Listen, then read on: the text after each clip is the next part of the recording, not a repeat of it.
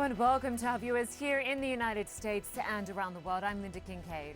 Ahead on CNN Newsroom, a global tech outage. Airlines, stock exchanges, banks and hospitals all feeling the impact. CNN has a team across the latest. Plus, less than a week after an attempt on his life, Donald Trump was back on center stage. His message of unity that quickly veered into old habits. And American journalist Evan Gershkovich has been found guilty of spying by a Russian court. We'll look at the reaction coming in from his sentencing.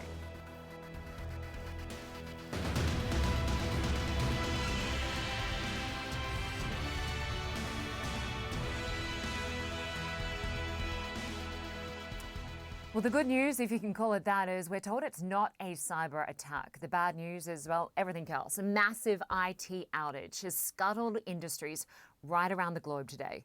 Airlines are among the worst hit, scrambling to respond. Computer apps have also been affected, and the source appears to be an error in a software update for Windows operating systems. Cybersecurity firm CrowdStrike is apologizing, and it says it's working with customers to resolve the issues. Well, the company says a fix has now been deployed. And it comes as many international banks and stock markets struggle to get back online. They include the London Stock Exchange website. We're also tracking reports of a public transportation issue right across major cities here in the US and abroad. And shipping giant UPS is warning customers that they should expect delays. City governments and healthcare systems are also reporting issues. But the big focus remains airports and airlines. Delta had to pause its schedule, but it does say that flights are resuming. American Airlines, Ryanair and Spirit were also impacted. And Charles de Gaulle Airport in France is among the largest airport-facing problems. And from Paris to Pittsburgh, customers are furious. I'm so upset right now. There are 8 people in my party. There's 8 people, $456 a ticket, and they're giving me $100 back. That is it. And we're screwed. This man is getting married. We have reservations. We have cars that we paid for. I paid $380 in a shuttle to shuttle everyone here this morning. They have been here since before me with 3 kids. I've been here since 3 o'clock in the morning. $100 is unacceptable. I am a good customer for Allegiant, and I feel like I'm being completely screwed over. This is bullcrap. Well, we are covering this frustration right around the world. Anna Stewart is at Heathrow Airport, seeing how flights are affected there. But first, I want to bring in Mark Stewart, who joins us from Beijing. Good to have you both with us. Mark, I'll start first with you. This outage, of course, is impacting everything from banks to grocery stores to hospitals, all because of an issue. Because with CrowdStrike, cybersecurity firm, take us through what you're hearing.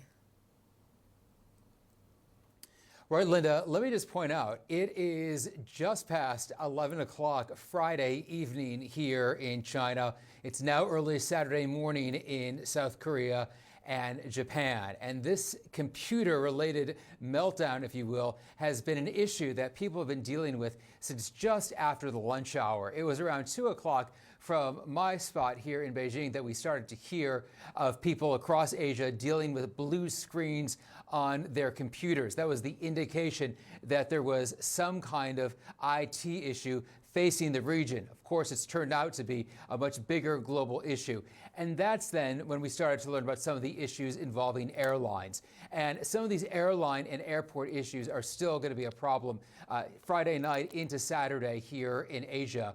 For example, in Hong Kong, home to Cathay Pacific, one of the largest airlines in this part of the world, there has been a problem with people using the kiosks to check in. And the airline is advising people to use their apps to use basic services.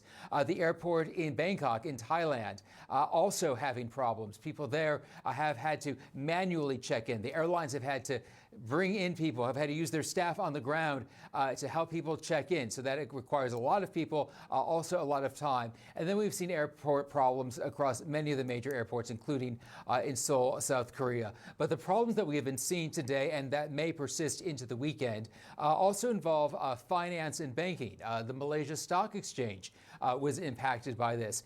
Banks across Australia, your home, have been dealing with some of these issues as well. Even grocery stores in Australia having some issues fulfilling orders. Not even Disneyland Hong Kong, Linda, has been immune from some of the problems. So it is impacting every aspect of life here in Asia. Yeah, it's certainly Australia and New Zealand were two of the first countries to feel that impact. Mark, thanks to you. I want to bring in Anna because we obviously are seeing thousands of flights cancelled around the world, thousands more delayed, and plenty of passengers are pretty frustrated by this.